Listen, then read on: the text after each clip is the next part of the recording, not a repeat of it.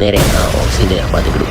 അങ്ങനെ തീ അവിടെ എത്തുകൊണ്ട് അവിടെ നിന്ന് ഊതിപ്പിരിപ്പിക്കും. അങ്ങനെ തീ അവിടെ പോകുന്ന സമയത്ത് അതൊരു വലിയ ഹോളിൽ കൂടെ തീ കടന്നുപോയി തീ നേരെ ഹോളിൽ പോയി വലിയൊരു സ്ഫോടകം തന്നെ ഉണ്ടാവും.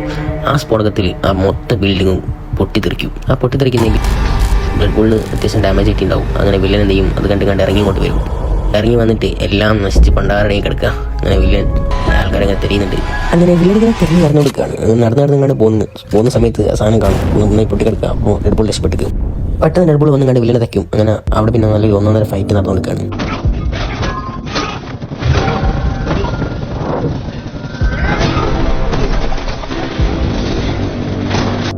അങ്ങനെ ഡെഡ് ബുൾ വസ്ത്രം കോരി കണ്ടുള്ള അടിയാണുള്ളത്. അത് കഴിഞ്ഞതിന് ശേഷം പിന്നെ വില്ലൻ ഡെഡ് ബുളിനോട് പറയുന്നുണ്ട്, എന്നെക്കൊണ്ട് എന്നെ കൊല്ലാൻ പറ്റില്ല, കാരണം എൻ്റെ മുഖം റെഡിയാക്കാൻ പറ്റുന്ന ഒരാൾ ഞാൻ തന്നെയാണ്, അതുകൊണ്ട് എനിക്കൊന്നും ചെയ്യാൻ പറ്റില്ല കാര്യം ഡെഡ് ബുളിനോട് പറയുന്നുണ്ട്. പക്ഷേ ആര് കേൾക്കാൻ, ഡെഡ് ബുൾ അടിയോടെ അടിയാണ്. അങ്ങനെ പിന്നീട് അങ്ങോട്ട് ഡെഡ് ബുളിന് വില്ലൻ എടുത്തിട്ട് പെരുമാറുന്നുണ്ട്. അങ്ങനെ വില്ലൻ ഡെഡ് ബുളിനെ തച്ച് പണിയാക്കുന്നുണ്ട്.